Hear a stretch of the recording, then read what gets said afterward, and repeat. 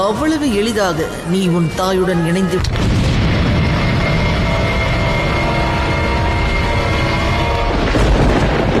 சனி! தாயே! தாயே! தாயே! தாயே!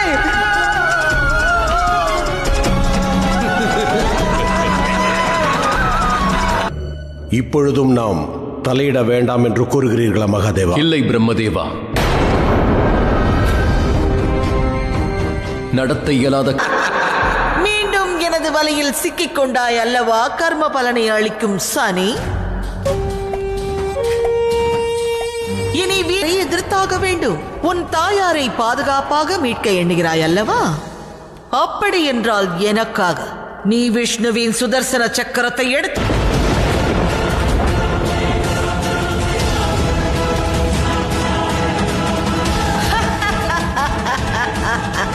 போதுள்ள சூழ்நிலையை நீ புரிந்து கொண்டாயா சனி?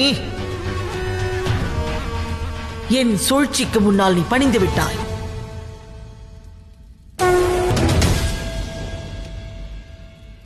நீ ஒரு புத்திசாலி என்பதை மீண்டும் நிரூபித்து விட்டாய். ஆனால் நீ ஒரு தவறை இழைத்து விட்டாய் சனி. சுரபானுவாக ஆக்க வேண்டும் என்று சொல். எனக்கு விஷ்ணுவின் சுதர்சன சக்கரமும் வேண்டும். பார்த்து கொண்டிருப்பதையும் நான் பார்த்தேன் ராகு. நீ என்ன நினைத்துக் கொண்டிருக்கிறாய்? உன்னுடைய தாய் நீ அனுபவித்த சிமிகா இப்பொழுது மிகப்பெரிய அசம்பாவிதத்தை செய்ய போகிறாள். இதற்கு பின்னால் ஒளிந்திருக்கும் அவளது சுயநலம். கைவிடாவிட்டால் ஒரு நாள் எவருமே, ஏன் நீயே கூட உன் கட்டுப்பாட்டினில் இருக்கப் போவதில்லை என்பதை புரிந்து கொள். அசுரன் உனது தாய்க்கு அளிப்பான். இப்பொழுது கூட இனியும் இங்கு நின்று உபதேசித்துக் கொண்டிருக்க போகிறாயா?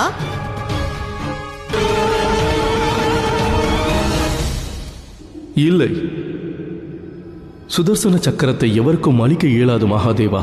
சனிக்கும் நான் சிமிகாவிற்கு இந்த வரத்தை அளிக்காமல் இருந்திருந்தால் இப்பிரபஞ்சத்திற்கு அது சாபமாக மாறி இருக்காது. ஆம் பிரம்மதேவா, தங்களது கூற்று உண்மைதான். தங்களின் வரவரால் தடுக்கவும் இயலும். தாங்கள் என்ன கூற வருகிறீர்கள் மகாதேவா? காத்திருங்கள் பிரம்மதேவா, தாங்களே விரைவில் அறிந்து சென்று விட்டான்.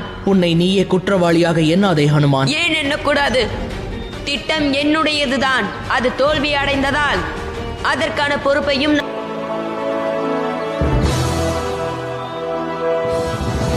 ஆனால் எனக்கு ஒன்று மட்டும் புரியவில்லை.